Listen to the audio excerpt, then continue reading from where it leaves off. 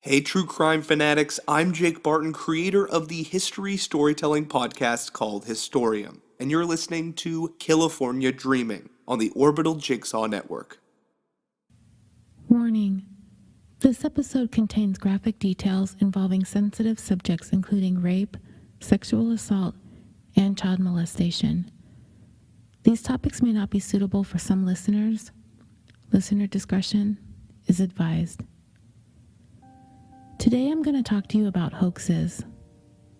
When I mention the word hoax, what comes to mind? My mind immediately goes to the Balloon Boy. Do you guys remember that fiasco? If you don't, let me remind you a little bit about that crazy story. The Balloon Boy Hoax occurred on October 15th, 2009 in Fort Collins, Colorado, when Richard and Mayumi Henny allowed a gas balloon filled with helium to float away into the atmosphere and then claimed that their 6-year-old son Falcon was inside of it. The balloon, which resembled a silver flying saucer-style UFO, and presumably the boy, were reaching altitudes of 7,000 feet or 2,100 meters above Colorado. Authorities sent several National Guard helicopters and local police in pursuit of the balloon. After more than an hour-long flight that covered more than 50 miles or 80 kilometers across 3 counties, the balloon landed approximately 12 miles or 19 kilometers from the Denver International Airport. It was quickly discovered that Falcon was found to not be inside the balloon.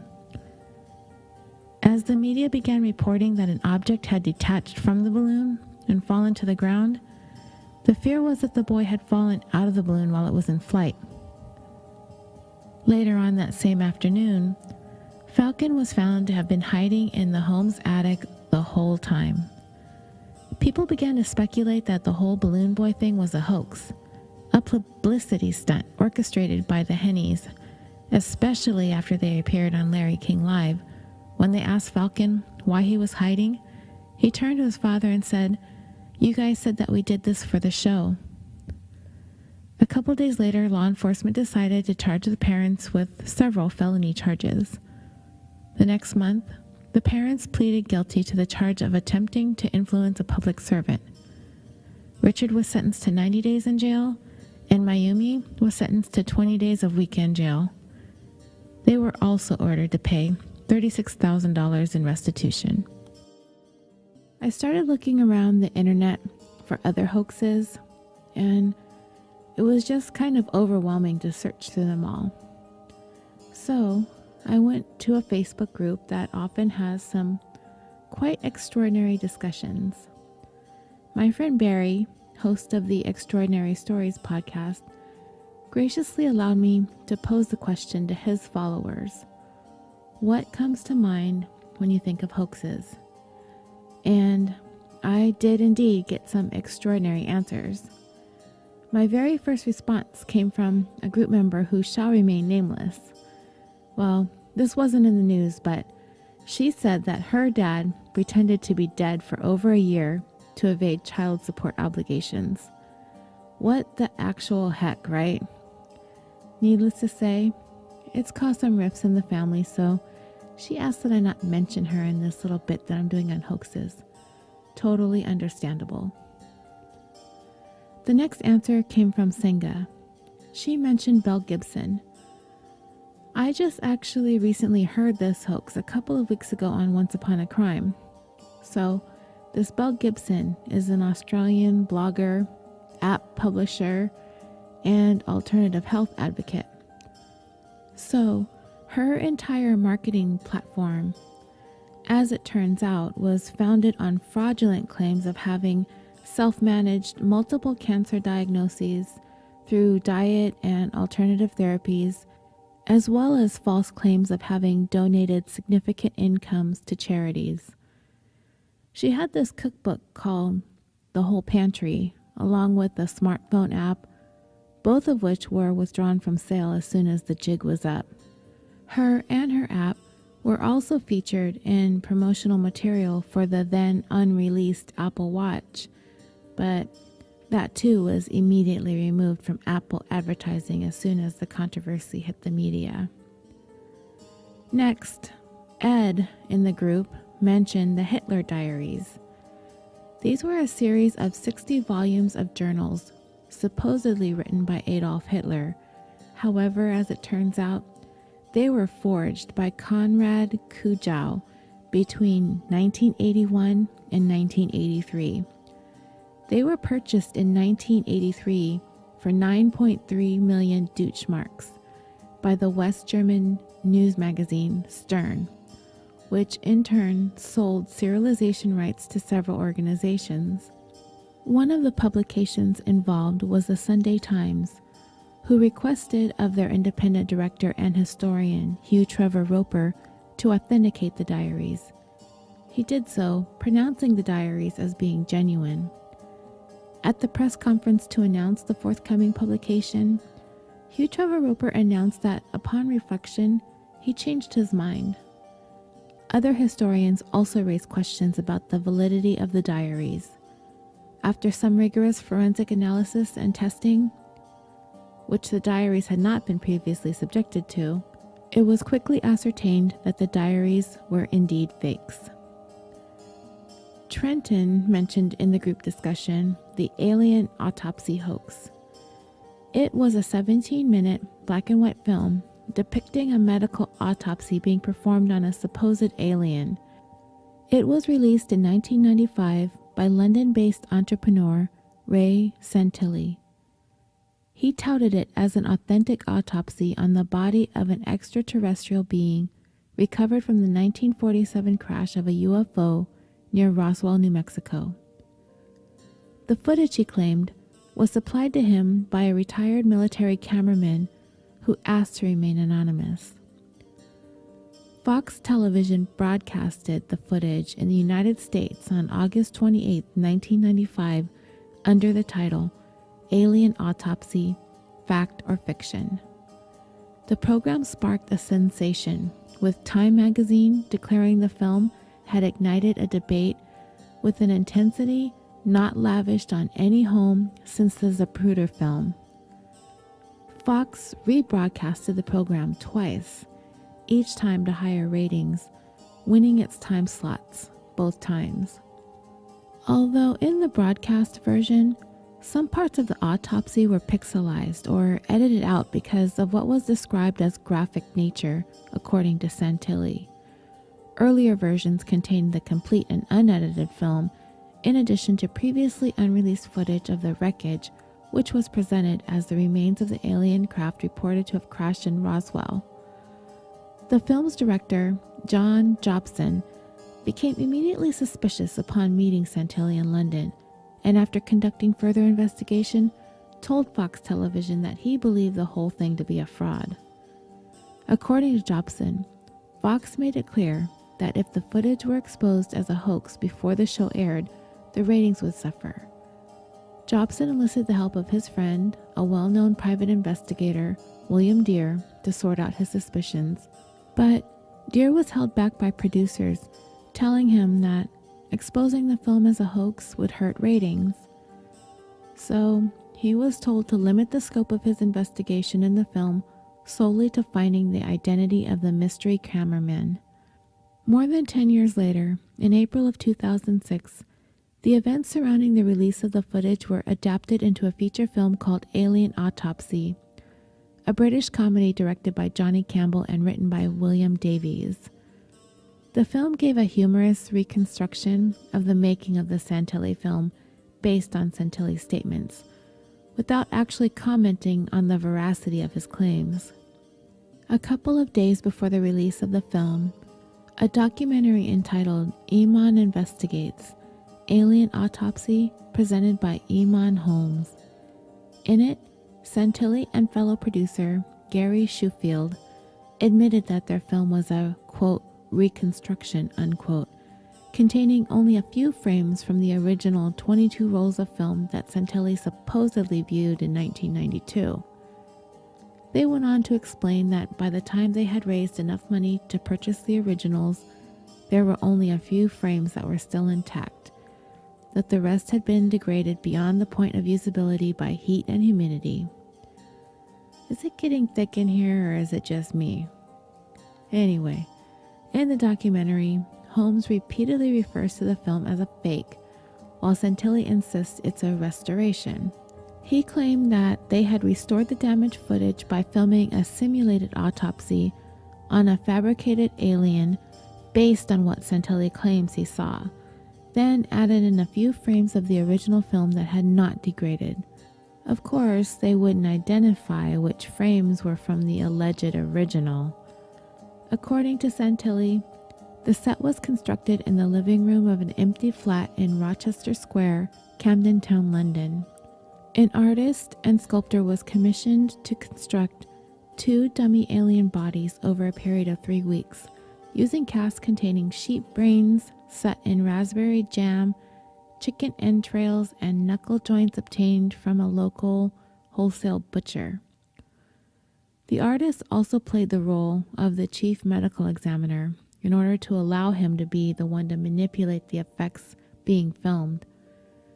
After filming, the team disposed of the alien bodies by cutting them into small pieces and placing them in rubbish bins across London.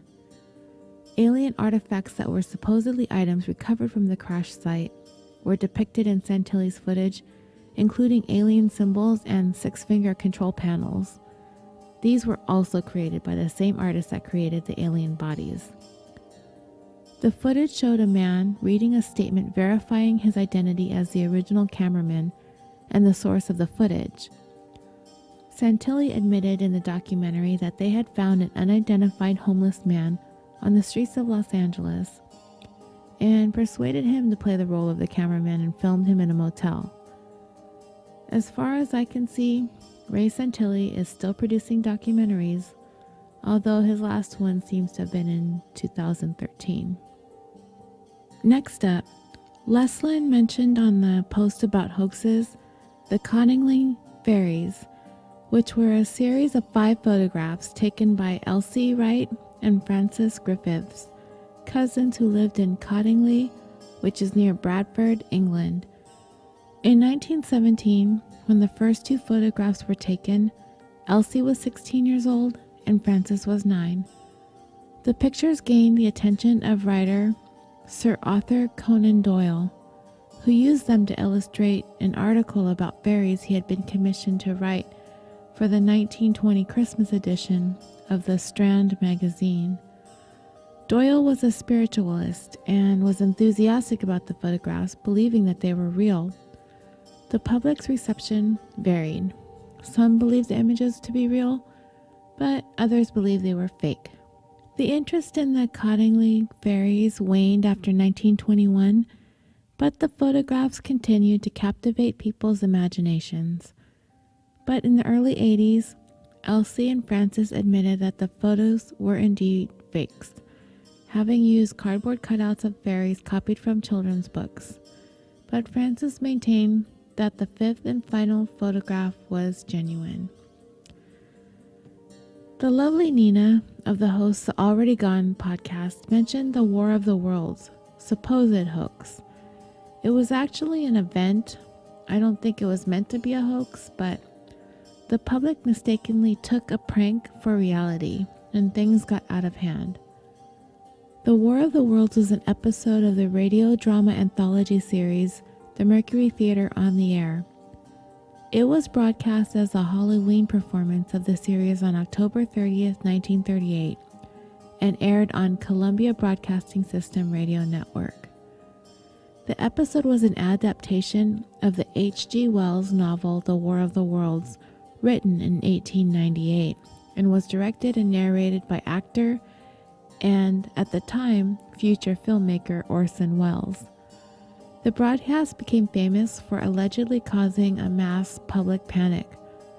It was presented as a series of stage news bulletins. The first news update interrupted a program of dance music to report that some odd explosions had been spotted on Mars.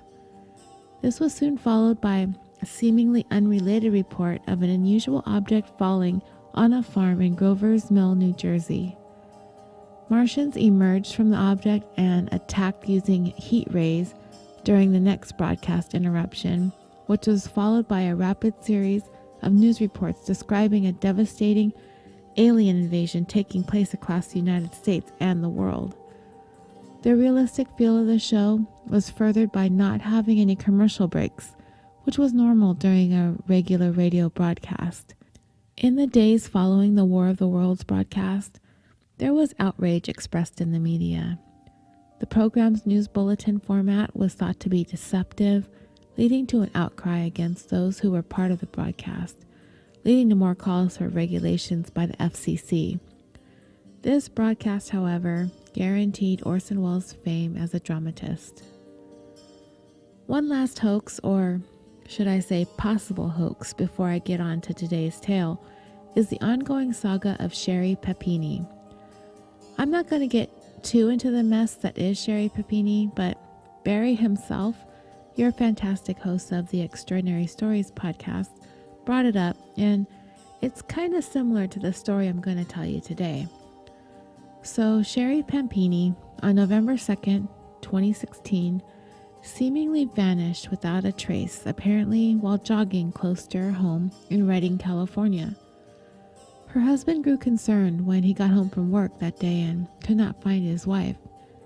He used the Find My iPhone app and was able to locate her phone and earbuds about a mile from their home. Now, as Barry mentioned in his show, there's reasons to be skeptical right away. Why didn't he call the phone? Why is he using the Find My iPhone app? I agree. There's been a few times when I've called my daughter, or she's called me and neither one of us has answered, so the next solution is to set off the Find My iPhone alert on each other. But it's never the first thing that we do. So then her husband finds her phone, kind of neatly placed with its earbuds on top of the phone. So he takes a picture of that and immediately contacted authorities to report his wife missing. A massive manhunt ensued, and a $50,000 reward from an anonymous donor was offered for information leading to her whereabouts. Sherri reappeared 22 days later on Thanksgiving morning under very mysterious circumstances. A motorist noticed Sherri frantically waving alongside of a road in Yolo County, approximately 150 miles south of her home. One of the inconsistencies Barry points out in his show is that the person who found Sherri clearly stated that she saw a woman with long blonde hair waving on the road, but Sherri's husband would later report that her hair had been chopped off by her abductors. He also said that she was emaciated, weighing only 87 pounds when she was recovered, and that her whole body was covered in bruises, ranging from yellowish in color to black and blue as a result of repeated beatings. He said her nose was broken and that she was actually branded on the back of her right shoulder. When she was found, she was bound around the waist by a chain. Her left wrist was tethered to the chain with a zip tie. Hose clamps were affixed to her ankles in what the sheriff's office described as a pain compliance restraint. Sherri reported to authorities that she was abducted at gunpoint and held captive by two armed Hispanic females who spoke Spanish most of the time, and that she didn't understand what they were saying. It's going on a year this week that all of this happened, and the entire narrative of the events have baffled investigators and internet sleuths alike, leading some to accuse Sherri of having fabricated the whole abduction story. But police have said they have no reason to not believe her. If you've listened to Barry's rendition of the tale and listened to him gleefully giggle at all the details, you'll quickly find that he's in the story stinks camp, and he makes some good points. I agree that something's not right.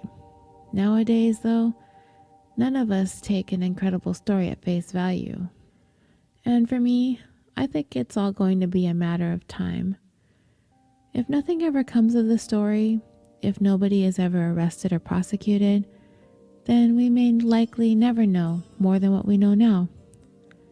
If police have photographic evidence of the injuries Sherri sustained, they have no obligation to share those things publicly as long as the case is unsolved.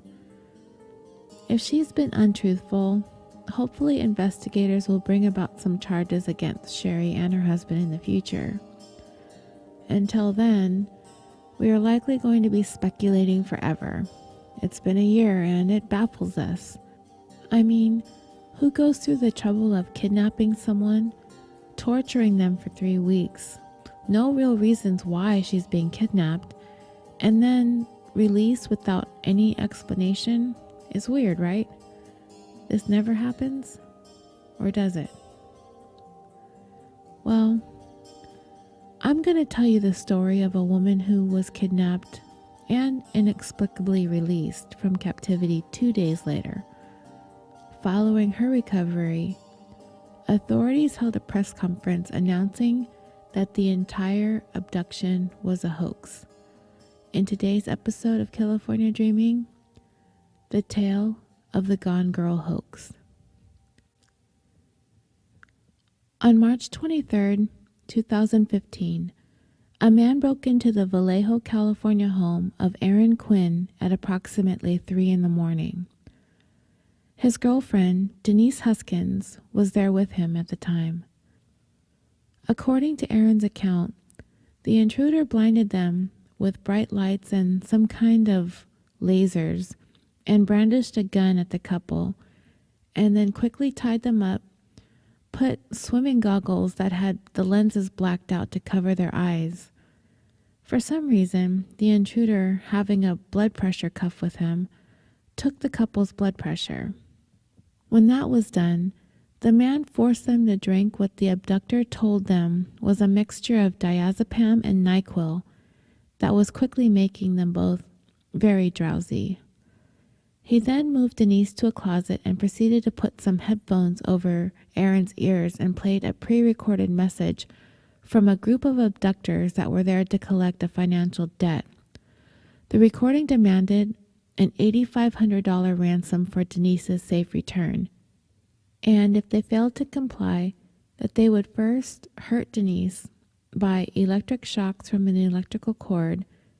Then, if they were still not going to comply, they would cut her face. Erin was then taken downstairs, bound with duct tape, and left on the sofa where he fell asleep from the sedatives. The kidnapper then took Denise, placed her in the trunk of Erin's car, and drove off. Approximately 8 hours later, Erin woke up to find a camera trained on him with a red outline taped around him where he was laying. Afraid to move for fear of triggering something that would harm him, it would be another 2 hours before he decided to contact authorities to report the kidnapping. He was immediately faced with criticism from investigators who spent many, many hours interrogating him about his fantastical story. He recounted the details of the abduction, the sleep-inducing liquid, the pre-recorded ransom messages, the blacked-out goggles. All of it sounded like fiction to the police. That, along with the fact that it took him 8 hours before he decided to report the abduction, they were skeptical. He also turned over to police 2 cell phones that the abductors left behind, and that he had already received messages demanding a ransom payment of $8,500. At approximately 2 a.m. the next day, on March 24th, Erin agreed to a polygraph examination by the FBI following this lengthy interrogation. The Vallejo Police Department did launch a massive search for Denise, but quickly their suspicions turned to Erin, and they made it clear that they did not believe his story. Not only that, Erin was the prime suspect in Denise's disappearance. That same day, the San Francisco Chronicle newspaper received an email with an audio file purportedly from Denise stating, "I'm Denise Huskins. I've been kidnapped, but I'm otherwise fine." She also talks about the French Alps plane crash to establish the date and also references a personal detail about herself.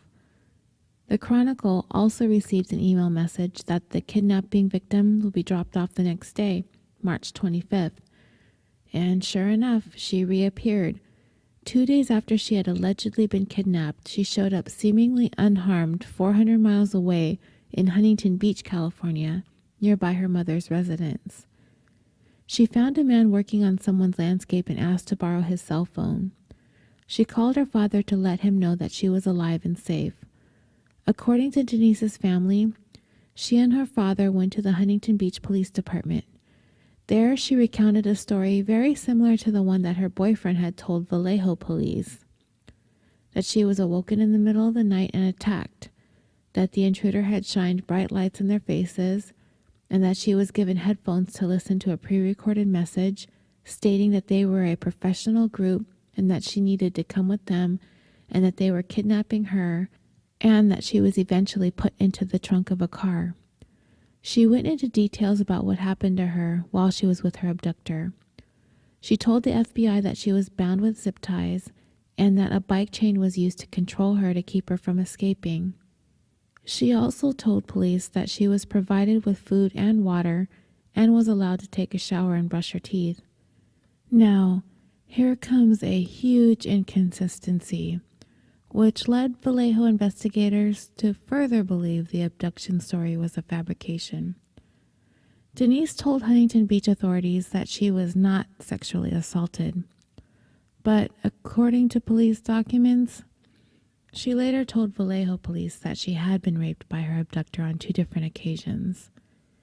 It would be this major inconsistency, along with Denise's apparent nonchalant demeanor, along with the extremely bizarre details of the entire abduction scenario, that led Vallejo police to come to the conclusion that this case was a hoax. On March 25th, 2015, the Vallejo Police Department publicly denounced Aaron and Denise. They further stated that they found absolutely no evidence to support the claims that Denise was abducted and that the couple, in perpetrating this story of a false abduction, wasted valuable police resources. To police, things just didn't add up. Soon after Denise was recovered in Huntington Beach, an FBI agent was assigned to ensure that she was safely returned to Vallejo. The agent traveled from Northern California to Huntington Beach to the Orange County home where they were told Denise would be, but she was not there according to law enforcement. The FBI arranged for a plane to fly Denise to Northern California for an interview, but she never boarded that flight. More and more, these things were frustrating to investigators on the case. And more, they believed that their hoax theory was the correct theory. According to Lieutenant Kenny Park, a spokesperson for the Vallejo Police Department, after Denise failed to show up for the flight to Northern California, he stated, "This search is what I would classify as a wild goose chase. It was an incredible story initially, and we had a hard time believing it. And as of right now, we have not heard from Miss Huskins, and we are no longer in contact with any of the family members." Lieutenant Park went on to describe the kidnapping as an orchestrated event, that he does not know why this type of hoax was perpetrated, but that the FBI were investigating financial records for some possible clues as to a motive. Lieutenant Park also stated, and listen to this carefully, quote, "This is not a random act, and the members of our community are safe and have nothing to fear. Investigators spent a lot of time looking into a crime that we believed was real. The fact that we essentially wasted all of these resources for really nothing is upsetting." Lieutenant Park further lamented the use of 40 detectives and more than 100 support personnel to locate Denise, even enlisting the help of the FBI. "That is a tremendous amount of resources, in my opinion, that was wasted," Lieutenant Park stated.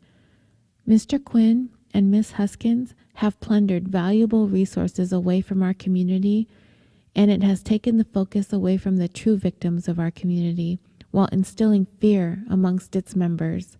It's disappointing. It's disheartening. And if evidence indicates that either Miss Huskins or Mr. Quinn have committed a criminal act, the Vallejo Police Department will request either state or federal charges. Authorities indicated that both Denise and Aaron had retained attorneys and were no longer talking to police, and that it was likely the couple could be facing some serious charges. Their attorneys were very quick to come to the defense of Aaron and Denise. They came right out and said that the police should have no reasons not to believe the couple. Aaron's attorney said that he has no idea why Denise's alleged kidnappers would go after him for money because he is not wealthy, although he did own a home and have a decent job. His attorney further stated, Aaron was bound and forced to take drugs by Denise's kidnappers. There seems to be a stream of blatant lies about our client, about the victim, and about what's going on. He's fully cooperated with Vallejo police and provided blood samples to prove that he was drugged. He gave them his passwords to his email accounts and was interrogated for 17 hours by FBI and police. He's basically died and gone to hell. He's in terrible shape. Police have never given them any evidence to indicate the kidnapping and ransom were a hoax. They have nothing to show that they believe he is a liar and why they believe this is a hoax. Denise's attorney told the Los Angeles Times that his client was truly kidnapped. He stated, "She was abducted. She is a victim, and she is a woman who has been the victim of a violent crime and to a certain degree is being re-victimized. She's being victimized by police, and hopefully this will come to an end for her." And at that point, her attorney had no further comment because the investigation was still ongoing. Less than 24 hours after the Vallejo Police Department publicly discredited the kidnapping at a press conference, the San Francisco Chronicle reporter Henry Lee received an email from an anonymous source claiming to speak for the group that kidnapped Denise. The email, somewhat of a manifesto-type document, read in part, "Miss Huskins was definitely kidnapped. We did it. We will provide incontrovertible proof of that, and the Chronicle will break it." The email also discussed the group's supposed car theft activities, boasting that they fancied themselves a sort of Ocean's 11 gentlemen criminals, but said the operation went terribly wrong, so they decided to release Miss Huskins. The email also included several photos of alleged evidence, including the fake gun that they used and the room that Denise was held in. The email also claimed that the alleged kidnappers were completely outraged that the Vallejo police were accusing Denise of faking the kidnapping and demanded that the police apologize to her. 2 days later, on March 28th, the Chronicle received another email with more details of the kidnapping, insisting that the ordeal was not a hoax. On March 30th, Lieutenant Park, the Vallejo police officer who publicly denounced Denise and Aaron's story of the kidnapping as an orchestrated event, was also sent an email demanding that the Vallejo Police Department publicly apologize to Denise for calling the kidnapping a hoax. The next day, on March 31st, a second email was sent again to Lieutenant Park, again claiming that the kidnapping was not a hoax and demanding an apology once again. She was kidnapped and they swear it. The emails also contained a deadline for the apology and a threat stating, "If an apology didn't come, I/we may be the direct agent of harm, but it will be made crystal clear that the Vallejo Police Department and you, Mr. Park, had every opportunity to stop it." The sender of the emails was directly singling out Lieutenant Park for his press conferences, claiming that the kidnapping was fabricated. However, the deadline passed without incident. Whatever was going to happen with Denise, Aaron, and the Vallejo Police Department remained to be seen. It seemed, as far as investigators were concerned, though, the only criminals they might be having to go after were Aaron and his gone girl girlfriend, Denise. So, fast forward 3 months to June 5th, 2015. A couple in Dublin, California, were awakened at approximately 3:30 in the morning to find a masked intruder standing in their bedroom. He ordered the couple to turn away from him, to lay face down on their bed, and to place their hands behind their backs. The couple's daughter was in another room. The intruder told the couple repeatedly that their daughter was safe and that he was going to tie their hands behind their back. However, as he began to do so, one of the victims tackled him to the ground, and in doing so partially removed the mask from his face. The man, wrestling with the intruder, yelled for his wife to get their gun, but the suspect suddenly bashed the male victim in the head with a metal object, believed to be a flashlight, and fled the scene. The couple immediately called for help, and the male victim was treated for his injuries. They had luckily thwarted this robbery attempt, as the suspect made off with nothing. And not only did he make off with nothing, he actually left something behind at the scene: his cell phone. Of all things, he just about handed his identity over to authorities on a silver platter. Police were able to track down the suspect within 2 days, by June 7th. Alameda County Sheriff's detectives were able to obtain what are known as Ramey warrants, which are specific types of search and arrest warrants for the owner of the cell phone. I did not know what a Ramey warrant was, so I looked it up, and it's kind of interesting and worth a mention here. A Ramey warrant is an arrest warrant that is obtained by a police agency by going directly to the judge, essentially bypassing the district attorney. Usually, in order for police to get a warrant, they have to submit a report to the DA, and if the DA feels there's enough evidence to file the case, the police can request that the case be filed and at the same time an arrest warrant be issued. This is what's known as a walkthrough warrant. However, with a Ramey warrant, the police may choose to skip the DA and go directly to a judge and try to get the arrest warrant signed. Police must submit a declaration along with a report to the judge setting out their reasons for requesting that the judge issue the warrant directly. If the judge feels that there is probable cause and sufficient evidence that this person has committed a crime, then the judge will issue the warrant. These types of warrants are often requested and processed after regular business hours. I've actually seen this on TV police dramas where detectives knock on the door of a judge's home and bother them in the middle of the night to sign a warrant. But I really didn't know that that was actually a thing.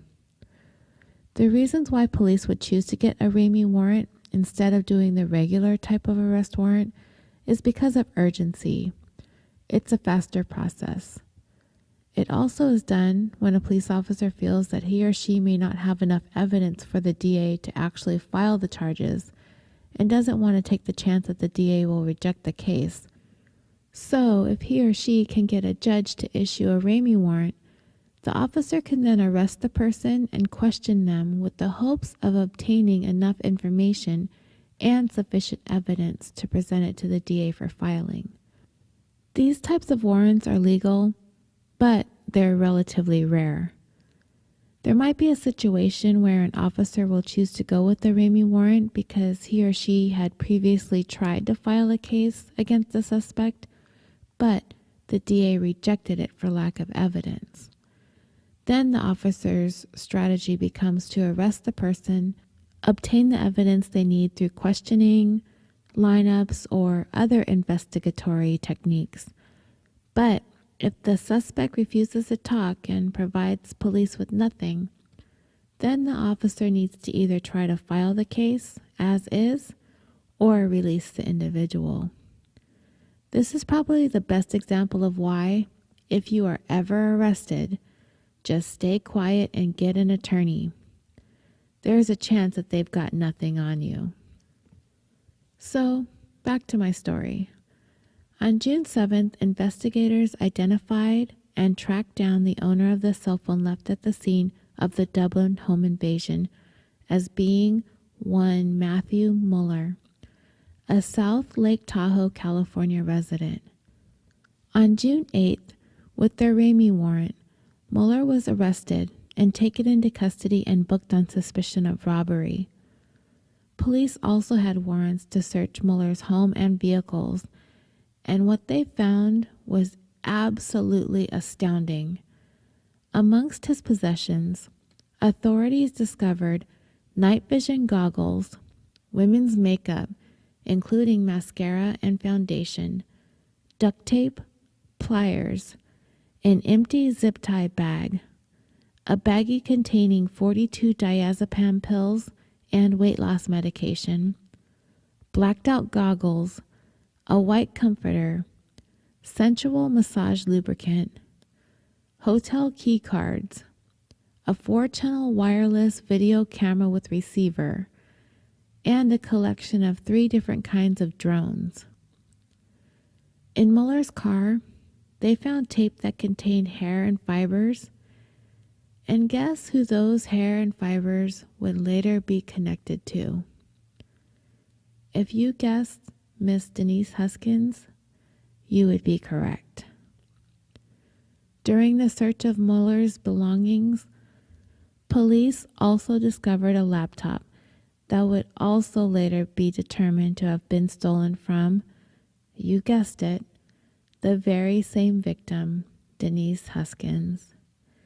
They also found a blood pressure cuff, further corroborating Aaron's story that their blood pressure had been taken prior to the suspect administering drugs to them. While investigating Mueller for the home invasion in Dublin, they were also attempting to link him to other similar break-ins in the area that had gone unsolved, including one dating back to 2009 in Palo Alto, California. As the case was moving along, investigators continued uncovering evidence that was linking Mueller to the kidnapping of Denise Huskins earlier in the year. The one that Vallejo police had blown off as a hoax? Yes, that one. I hope Lieutenant Park and the rest of his department were hungry because they were about to eat their words. As it turns out, Denise and Aaron's story was not a hoax. Everything that they had told police, the break-in, the lights shined in their faces, being tied up, drugged, Denise being put into the trunk of the car, kidnapped, ransom demand, released 2 days later, everything they had detailed to authorities, it was all true, as they had been trying to tell police for the past 5 months. Even the kidnapper himself had been trying to tell the Vallejo police that Denise and Aaron were telling the truth, through his emails to the San Francisco Chronicle and to the police department. But nobody was listening. They had concluded that the story was a hoax, and they refused to investigate it any further, even going so far as to tell the entire community that they were safe. How absurd and reckless, knowing all along this dangerous man was lurking around, breaking into homes, terrorizing people, having terrorized Denise and Aaron, and police brushed them off. I can't imagine. So who was this Matthew Mueller guy anyway? Well, as far as his early life is concerned, it seems like he was born and raised to become a successful, productive member of society. By all accounts, he had the ideal upbringing. His parents, Monty and Joyce Mueller, were 2 longtime educators working in the Sacramento, California area. Mueller was an extremely intelligent, high-achieving student at Bella Vista High School in Fair Oaks, California, where he graduated from in 1995. As one of his 9th grade teachers would describe him, he was a high achiever, but largely unmemorable. He was pleasant, he had friends, he played the saxophone in the school band, but nothing really made him stand out from anyone else. Others described him in high school as friendly and funny. After graduation, Mueller enlisted into the Marines and ended up in Okinawa, Japan, where he worked for a newspaper off his base and played the trumpet in the Marine Corps band. He also traveled to Australia and to the United Arab Emirates, among other places during his time in the Marines. In 1999, he left the Marine Corps and enrolled at Pomona College in Claremont, California, where he majored in science and technology.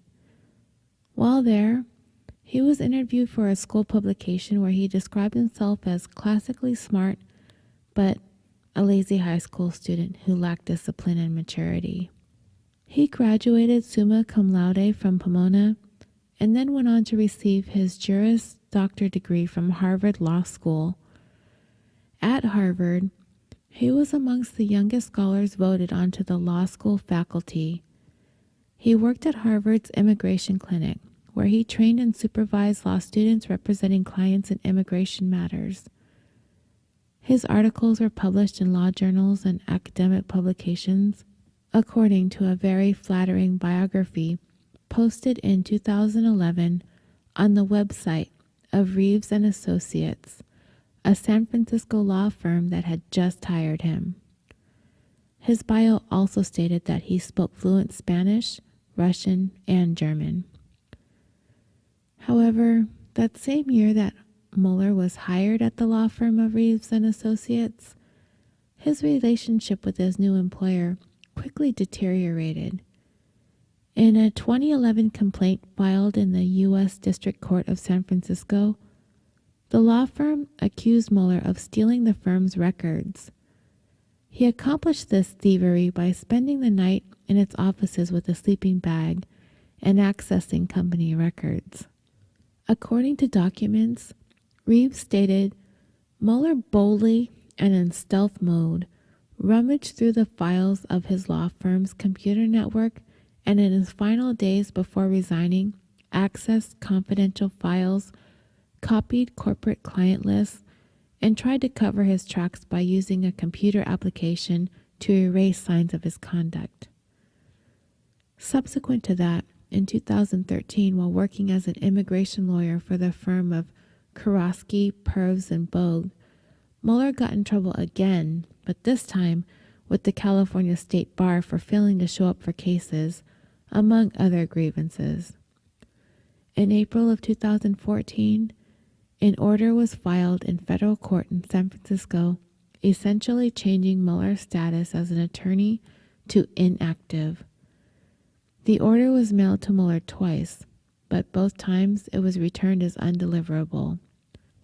And then, come 2015, this bizarre kidnapping of Denise and other break-ins that were being linked to him. Authorities were working hard at attempting to sort through the puzzle that is the life of Matthew Mueller. And while that's going on, his attorney looked as though he was preparing for a defense that would focus on the mental state of his client. His attorney would go on to describe Mueller as suffering from a debilitating mental health issue that made it impossible for him to practice law competently. His attorney stated, his adult life has been marked with mental health issues, including diagnoses of bipolar disorder and psychosis. At times, he could be highly productive. At others, depression made it hard for him to get out of bed. Although at the time his attorney wasn't confirming that it was Mueller who wrote all those emails to the San Francisco Chronicle and to the Vallejo Police Department, he did say that the emails screamed mental disease. So, this high academic achiever, former Marine, Harvard-educated lawyer found himself behind bars and charged with one of the most bizarre kidnapping cases in recent memory. The March 23rd kidnapping of Denise Huskins, the drugging of both her and her boyfriend, binding them with zip ties, covering their eyes with blacked-out goggles, kidnapping her from her home, driving off with her in the trunk, her boyfriend to awaken hours later to report her missing, only to find himself a suspect in her disappearance. And then 2 days later, Denise turns up more than 400 miles away, and their whole ordeal is written off as an elaborate hoax. And lo and behold, they had been truthful all along, And the suspect, this guy, with this stellar resume and accolades to his name, this is the perpetrator. You just can't make this stuff up. As the news of this arrest began to emerge and the details of the case against Mueller, you can imagine that the Vallejo Police Department quickly came under fire as a result of their initial handling of the kidnapping. After writing Denise and Aaron's claims off as a fabricated abduction event, they had indeed received those emails, purportedly from Mueller, saying that he and a group of accomplices kidnapped Denise. Yet, despite the emails, the Vallejo police never backed down from its contention that the couple had faked the whole story. Even in one of those emails, Mueller had demanded that the Vallejo police issue a full and unequivocal apology to Denise. Following these developments and Mueller's arrest, the police department continued to not only refuse to comment about the case, claiming that the FBI asked them not to, but they also said that they were not going to apologize to Denise or Aaron for their decisions, and they were not going to make any apologies anytime soon. After Mueller was arrested and connected to Denise's kidnapping, a spokesperson for the police department said that the department will not issue an apology because it's waiting for the FBI investigation into the kidnapping to be completed. As a matter of fact, the city manager claimed that the police department never stopped investigating the kidnapping. Yeah, okay, but were they investigating the kidnapping, or were they investigating the hoax that they thought the kidnapping was?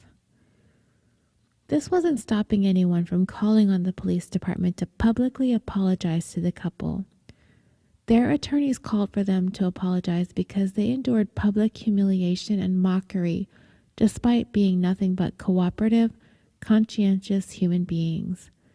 They said in the aftermath of the kidnapping ordeal and the department's public accusations, their jobs were compromised along with their integrity and their friendships. They were ostracized by everyone other than their own family members. Their attorneys blamed the department for rushing to judgment and ignoring key facts and clues, stating, "How can you reach a resolution to any case, much less a very, very complicated one, in several hours? It's unfathomable. What happened here reflects a systemic hubris that comes with the uniform." The vitriol over the case spilled over into social media. People asking, "Where's the public apology?" A post called the Vallejo Police Department the dumbest organization in America. A professor of criminal justice at Cal State University at Sacramento said that sometimes law enforcement ends up with egg on its face when calling out hoaxes, especially in bizarre cases. Police can find themselves jumping to the conclusion that crimes just don't occur this way. He went on to say that at some point they're going to have to say it if they screwed up. Well, the Vallejo Police Department did send a letter to Denise through her attorney, and it's sort of an apology. I don't know. I'll read it to you guys and you be the judge. It states, "Dear Miss Huskins, we apologize for and regret comments made by representatives of the Vallejo Police Department, VPD, during the initial kidnapping investigation. We understand that these contributed to the difficulty and personal ordeal that you have experienced. While these comments were based on our findings at the time, they proved to be unnecessarily harsh and offensive.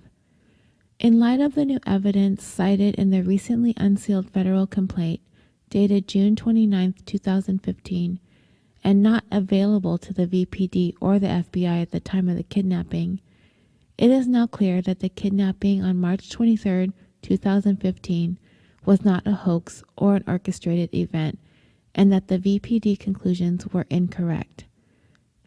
As you know, the VPD and the FBI were jointly investigating this incident from the onset.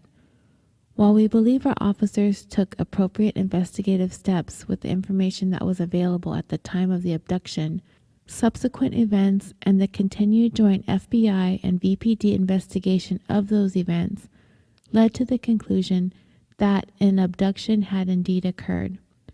The VPD continues to work closely with the FBI and federal prosecutors to ensure that justice is achieved.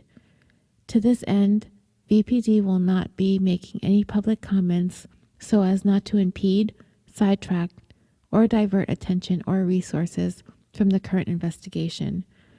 It is our hope and expectation that an indictment will be forthcoming against Matthew Mueller. At that time, the VPD will make our apology to you public. And so that was our letter to Denise on July 20th, 2015. What do you guys think? You let me know in the discussion group. So back to Mueller. By September of 2015, he pleaded no contest to the June home invasion, the one where he left his cell phone behind, leading to his arrest and subsequent connection to Denise's kidnapping. He was arraigned in federal court a few days later after that plea for the kidnapping. And on October 1st, Mueller was indicted by a federal grand jury, charging him with one count of kidnapping. Nearly 1 year later, on September 29, 2016, Mueller pleaded guilty to one count of kidnapping. He was not charged with any counts of sexual assault, and from what I could glean from information online, it's because the police investigation, along with Denise's reluctance to meet with detectives subsequent to her recovery, and the time that lapsed, that critical evidence was lost. One of the most interesting aspects of this already bizarre case was the equipment Mueller used in order to surveil his victims and plan out his crimes, the details of which came out during his court hearings. What made this nowadays rare kidnapping for ransom scheme all the more notable was the fact that Mueller utilized many of the tools we now have in the internet age. A possible glimpse as to what a brutal crime might look like when it's merged with the digital age. According to FBI court filings related to Denise's kidnapping, Mueller utilized anonymous remailers, image sharing sites, Tor, and other people's Wi-Fi to communicate with police and the media, as well as painstakingly scrubbed metadata from photos before sending them. I'm not much of a techie, so I looked up some of this stuff, and for those who are like me, technologically challenged that is, anonymous remailers are servers that receive messages with embedded instructions on where to send them next, and that forwards them without revealing where they originally came from. And Tor is a free software that enables users to communicate anonymously. In addition, Mueller used computer spyware and a drop cam to monitor the aftermath of the kidnapping, and he had a radio-controlled drone standing by to pick up the ransom by remote. It might be worth a mention to point out that Mueller had once made the Journal of the American Bar Association's list of techiest lawyers for his savviness with computers. In his emails to the Chronicle and to the Vallejo police, Mueller detailed how he, and he claims along with two other men, turned away from their legitimate employment to a life of crime, beginning with stealing luxury cars from upscale Bay Area neighborhoods, often using radio frequency identification sniffers to wirelessly clone keys. They set up their base of operations on Mare Island, using abandoned buildings on the south end of the peninsula to store and process the stolen cars. Mueller said that they had IP video surveillance, game cameras, a full electronic perimeter, and a drone, a multi-$1,000 custom drone, not just a kid's toy, and they got good at using it on the island. Mueller went on in his emails describing how they moved on to more serious crimes, ending with the kidnapping for ransom for Denise, this being a trial run for future abductions for wealthier victims. He said he wore wetsuits to avoid leaving DNA, and that they were planning on accepting ransoms in the form of diamonds and picking them up via drones. And it was all of this elaborate setup that had been going on, which convinced police that all of this was a put-on. So on March 16th, 2017, nearly 2 years after Denise's abduction ordeal, Mueller was sentenced to 40 years in prison. Denise was in court for the sentencing. She had prepared a very emotional victim impact speech to read to the court, and I am going to read it for you here today. And the reason I'm going to read it to you is because I do not want the fact that this woman was sexually assaulted by this man to be forgotten because he would not be held accountable for it. And I also don't want it to be lost on you either that while she was being sexually assaulted, it was during the time that her boyfriend was being interrogated and accused of either causing or orchestrating his girlfriend's disappearance. That was happening to her. And the police made an egregious mistake. And even after Denise was recovered, the police department continued to re-victimize her by continually accusing her and Aaron of making the whole thing up. It's important to me that you hear exactly what she had to say about her kidnapping and rape. Her statement read as follows. Matthew Mueller. The voice has a face, it has a name. Now we finally meet face to face, eye to eye. I am Denise Huskins, the woman behind the blindfold, the woman you drugged, tortured, raped, and attempted to manipulate. The woman you repeatedly apologized to, repeatedly complimented for the strength in dealing with this life-threatening situation that you helped inflict upon me. Remember the times you acknowledged and said to me that you could see that Aaron and I were good people and that we did not deserve this? Before you put me in the trunk of Aaron's car, taking me captive, you told me that this wasn't meant for me, and you named Aaron's ex by her first name and last name. However, your group made the decision to continue with it because you needed the practice. You later went into detail about your group, the startup organization of gentlemen criminals that you were part of. You explained that the members of your group were highly trained in military, technology, and the psychological effects of victims of kidnapping and other violent crimes. You described how you had followed through with threats made on prior victims and their families. You explained to me how you had staked out Aaron's home for months, saw old mail of his ex-fiancés and thought it was hers. Her mail stopped coming over 3 months prior to the kidnapping, which gives an idea of how long this was premeditated, how long you could have decided to not follow through with it. You even said to me that if you had looked closer, saw my identification in my purse before that night, seeing that I was not her, your group would have never attacked us. But here we are. You promised not to dehumanize me any more than you had to. Yet, for the next 2 days, you treated me like an object, a toy, and an animal to fulfill you and your associates' selfish, evil needs. You acknowledged the pain and suffering that I was going through from the very beginning, telling me at times that I was clearly in denial from what was happening, explaining to me, the person suffering, how I would struggle to heal from this for a long time to come.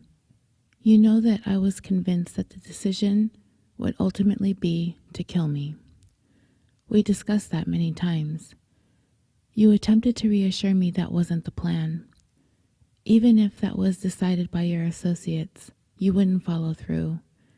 That if it were to come to that, you had an escape plan for you and your family, which you would use before killing me. Well, I'm glad you have some code of conduct, some ceiling measure of how far you'd go. Gentlemen criminals, lucky me. Somehow you reasoned to yourself that you weren't all that bad. You were staying professional, following procedure and protocol. What did one of those emails say? You became my advocate. You still made sure that I was well cared for, right? For 2 days, you followed through with the drugging me, holding me captive, raping me, forcing me to record a proof of life, still hinting all the ways that I could be punished if I didn't comply. You had an escape plan. You had every opportunity to do something different. Yet, you were able to follow through with 2 days of physical and psychological torture, watching me suffer, explaining to me how it would be an endless road to recover from. But you didn't kill me, so you're not all that bad, right? I understand that character letters were sent by individuals who had known you and spent time with you. I understand that they had positive experiences with you and noticed how you had struggled in your young adulthood. I'm not surprised that you had, at some points, a positive impact on people's lives. I can see how much your family supports you and are at your side through all of this. I do not believe that any one person is all good or all bad.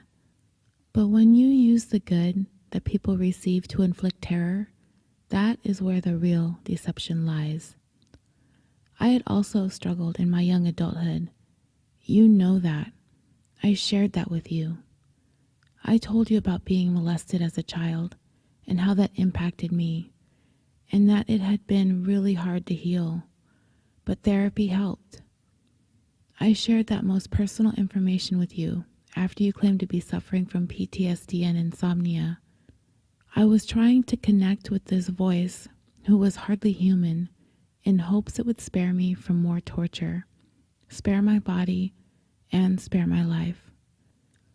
After sharing that, you still made the decision to rape me, and not just violating my body, but forcing me to perform, act, and have it recorded. I was heavily sedated for a 48-hour period. You and your associates did an excellent job at making your threats clear.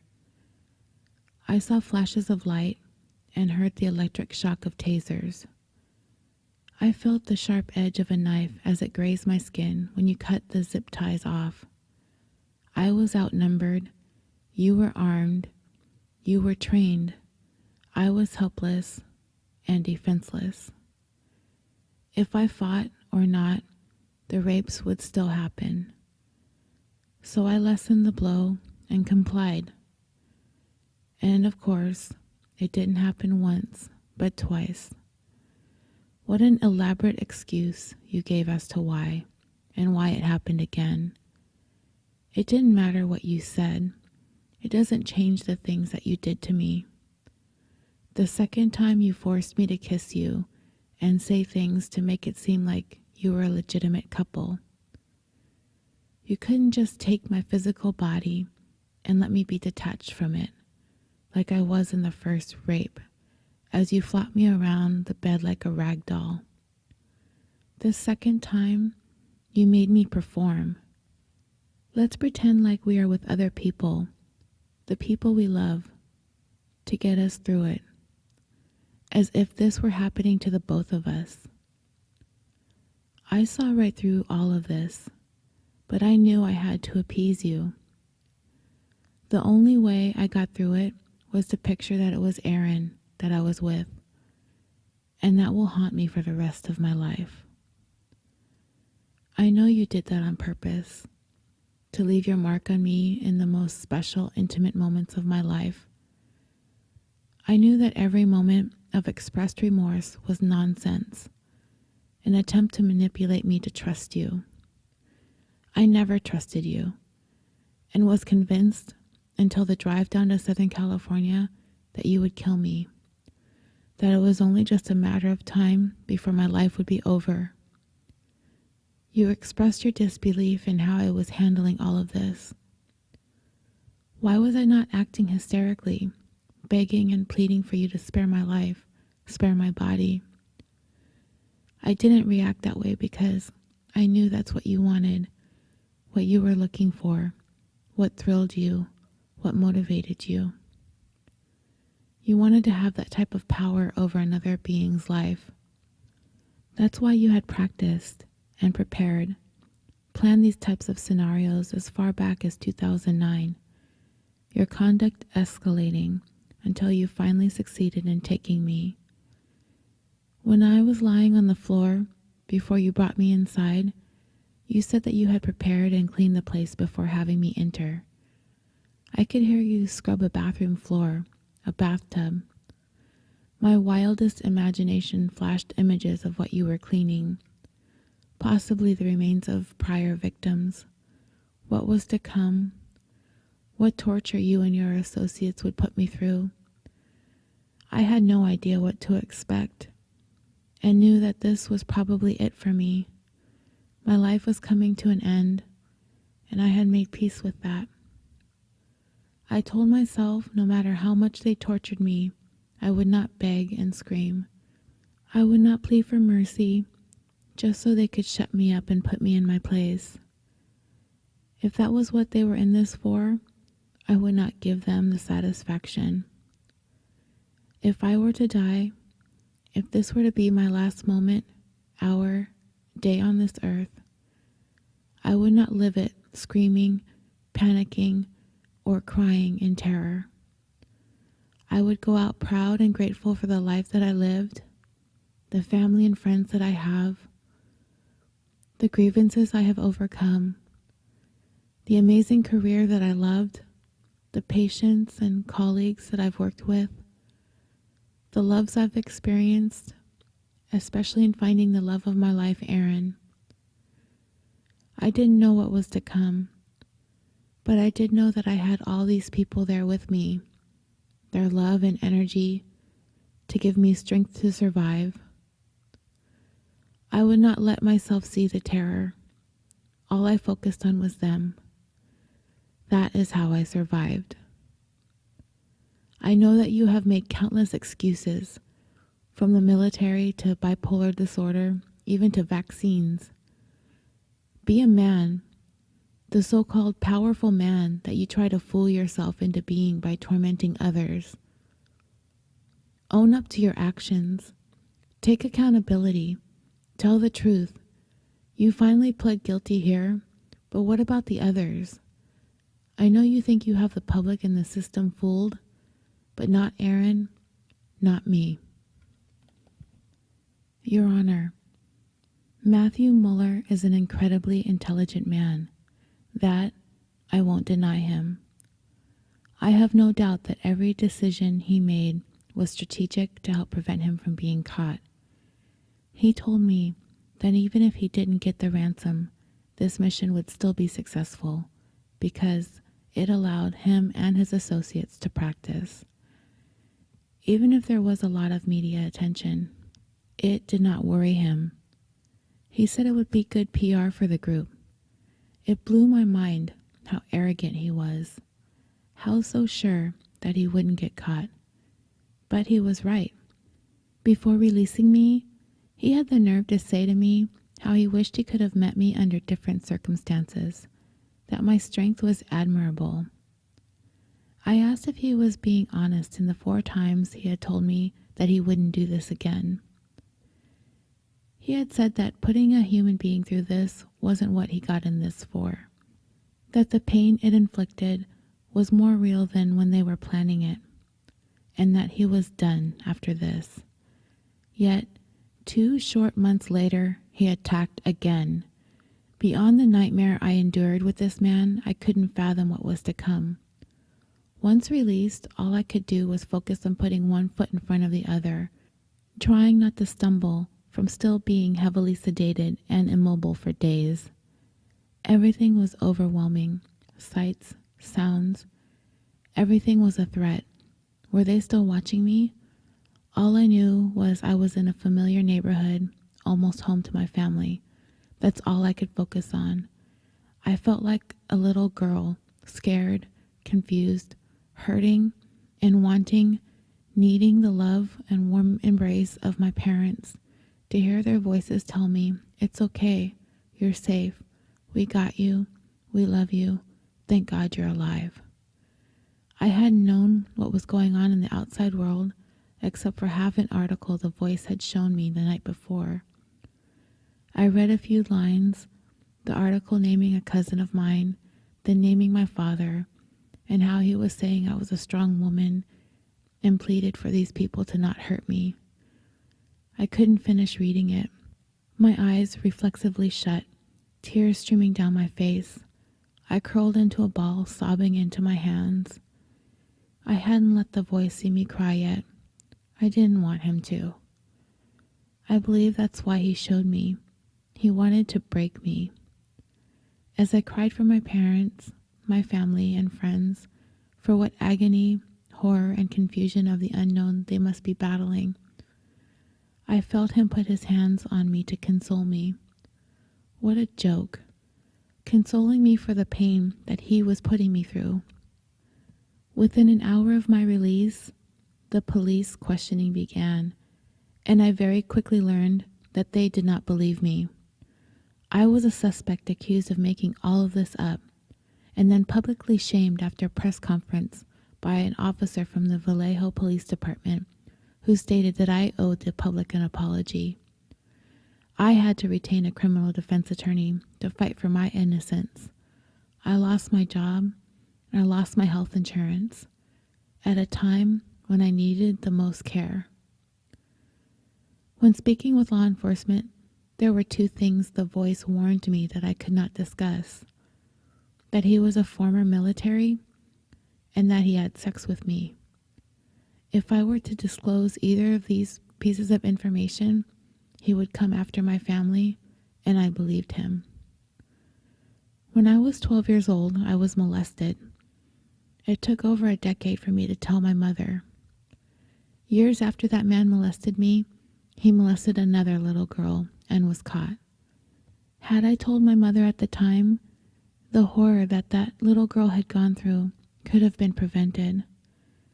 I lived with that shame and guilt because of that most of my life, and I'm still forgiving myself. So despite the threat to my family, I needed to tell police about the rapes. A sexual assault exam is the most vulnerable thing a woman can do after being assaulted. But you go through it in the hopes that the information they collect could help find the perpetrator and prevent other women from this horrific experience. You hope that by making that sacrifice, that opening your legs to strangers to pick and prod and examine and picture you, it could possibly save others from the same fate. The Vallejo Police Department and the FBI questioned me for an entire day before agreeing to take me to the hospital for the sexual assault exam. I was scared for my life and my family's life if the media reported that I was going to the hospital. The kidnappers would surely conclude that I told the police what I was warned not to. I was paranoid of everyone. Nothing was safe. The nurses examined my body, noting and taking pictures of the bruising on the left side of my back where he had dropped me when trying to pull me out of the trunk.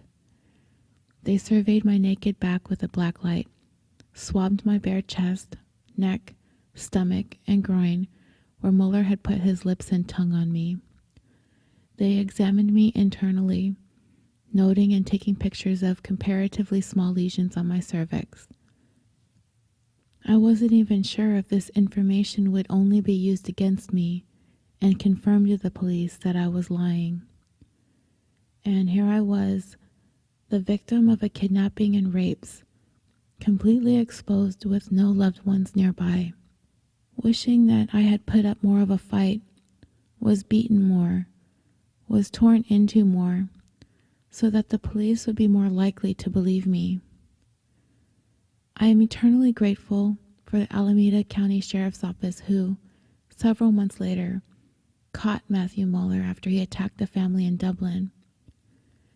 Aaron and I were finally believed, but we are deeply disturbed that it took him terrorizing another family to get to this point. I cannot count the times people labeled this kidnapping and actions of the kidnappers as bizarre. These are not unique circumstances. Not all criminals act in irrational, passionate, foolish, animal-like ways. Some may, but in the case of Matthew Mueller, he is calculated, strategic, having spent years, decades, learning, studying, crafting his behaviors so he wouldn't be caught or suspected, so he can continue to be successful in his acts of torture and violence. Criminals like this put on a facade for the people in their lives.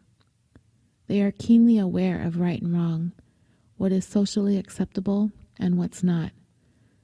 That's why they keep these actions to themselves and from their loved ones. They appear to be normal, kind, generous, well-spoken, intelligent, charming. That's not in their character. That's not the Matthew Muller we know. He has kept his true intentions and motivations to himself, knowing how awful they were. I could see right through it every moment that I was with him, but developed a rapport with him in hopes that some bit of the good in him would choose not to kill me. Every day I'm grateful to be alive. Despite the many hopeless moments Aaron and I have overcome thus far, I still manage to hold out some hope for the future. Because of the aftermath of the kidnapping, and because of the kidnapping itself, it has been a long, hard struggle to pick up the pieces of our lives. We fortunately have an amazing support system from both of our friends and families. We have moved cities, started new jobs. It took about 9 months for the shock to subside after the kidnapping before my body could start to feel the horror that it was suppressing from that experience. And once it surfaced, it was so beyond my control. My body finally started feeling the deep terror that I had lived through. I thought that I would have to be hospitalized because of the intensity of it. I couldn't stop shaking. I felt like at any second would lose all bodily functions. Every molecule in my body seemed to be colliding with one another, like they were trying to break free from the confinements of my skin, escaping from the terror. I have never felt so removed from my own body, so out of control. I still have nightmares every night. For over a year, if I came home alone, I would grab a knife and look behind every door and in every corner. I have a hammer by my bed that I reach for in the worst of my nightmares. Sleep is not rest for me. It's a trigger. There's not a moment in the day that I don't remember this. It's not that I want to focus on it, but the depth of the terror is so deep. I've had to learn how to live side by side with it. I'm humbled in that reality, this new reality. I'm at that point in my life where Aaron and I talk about marriage and a family. But I'm so scared of bringing a child into this world after the horror Muller has put my family through. I still remember after months of shock, my mother finally breaking down, crying in my arms, sobbing as she stroked my back and my hair like a child. My baby girl, why? Why do they keep attacking my sweet girl? My only response was to squeeze her back and say, I don't know. I admire my parents, my father for finding the strength to get through it, knowing that his only baby girl had to fight for her life, rape, tortured, attacked and accused by police, and how both of them had to stand by helpless. And I thank God for the attorneys Aaron and I were able to find, but ask why innocent victims should have to hire lawyers to shield them from the people who are sworn to protect them. Above all, I'm so grateful for Aaron, standing by my side, giving me strength and support as I continue to struggle. We both still have difficulties, but he had to return to work quickly to selflessly support us and allow us to move forward with our lives. He knows exactly how to calm me, care for me, how to hold me in the midst of my nightmares. The thought of returning to his arms during those 48 hours helped get me through it, and I never want him to let me go. He gives me peace, love, laughter, and hope in humanity. I still can't make sense of any of this, and I accept that I will never know. But what I do know is that Matthew Muller willingly, thoughtfully participated in this hell we have survived. He had every opportunity in that 48 hours to do something different, but chose not to. He said he was remorseful, and he would never do it again. Yet, 2 months later, he still attacked another family. He is capable of acting out the perfect vision of a changed man. His intelligence is his most valuable and well-crafted weapon. Hopefully, for the sake of his own soul, he will rehabilitate himself behind bars. But I have no doubt that this man should not be free to walk amongst the rest of us. I don't say that because I believe in revenge, in an eye for an eye, but because of my experiences with him. Without a doubt or hesitation, I know that as long as he walks free, there will be more victims. On July 5th, 2017, U.S. District Judge Troy Nunley cleared the way for Denise and Aaron's defamation and emotional distress lawsuit against the Vallejo police to move forward, a lawsuit that attorneys representing the VPD attempted to have thrown out. In his 22-page decision, the judge wrote, "The conduct plaintiffs allege goes beyond defendants being skeptical, investigating alternative theories, and expressing skepticism. A reasonable jury could find that the defendants engaged in conduct that was extreme and outrageous." And as of this recording, we are still awaiting the outcome of this, hopefully final battle for Denise. And with that, I will bring this 18th episode of California Dreaming to a close. Thank you all again for listening to this story. I know it was long and convoluted, and I appreciate you all hanging in there with me to the end. I feel like there were some lessons to be learned here, especially when it comes to judging victims, especially victims of violent crimes and sexual assault. There is no standard how a crime is committed, and there is no script as to how a victim is to behave. And it's maddening to know what this couple had to endure, being victimized by Matthew Mueller, and then being victimized again by the people who were supposed to help. It's ridiculous. I'd like to thank everyone who answered my question about hoaxes in the Extraordinary Stories discussion group. It seemed like a good place to talk about hoaxes. Come on over to my Facebook discussion page if you'd like to talk about any hoaxes or non-hoaxes, as it were, that you would like to discuss. I'm interested in what you guys think about this Sherry Papini saga, actually. Also, you can follow me on Twitter at CaliforniaPod, on Instagram at CaliforniaDreamingPod, and you can email me with any show suggestions at CaliforniaPod@yahoo.com. Also, I'm going to do a drawing very soon with everyone's submissions with your city, state, province, or country, and choose a location to visit and tell the tale of that crime from someplace one of you guys suggested. So, keep your ears peeled for that. I also wanted to let you guys know that I had the chance to contribute to a couple of other podcasts who put together some compilation specials. Moms and Murder had a favorite crime special that I contributed a short bit about my take on their very first case they covered, Casey Anthony. The Corpus Delicti ladies put together a Halloween special, and I discussed a case involving a dispute over Halloween decorations out of Buena Park, California. And Murder Under the Midnight Sun has a serial killer special where I discuss the Night Stalker, Richard Ramirez. If you guys haven't had a chance to listen to those specials, I'll be posting my contributions to each of those shows on Patreon for anyone who's interested.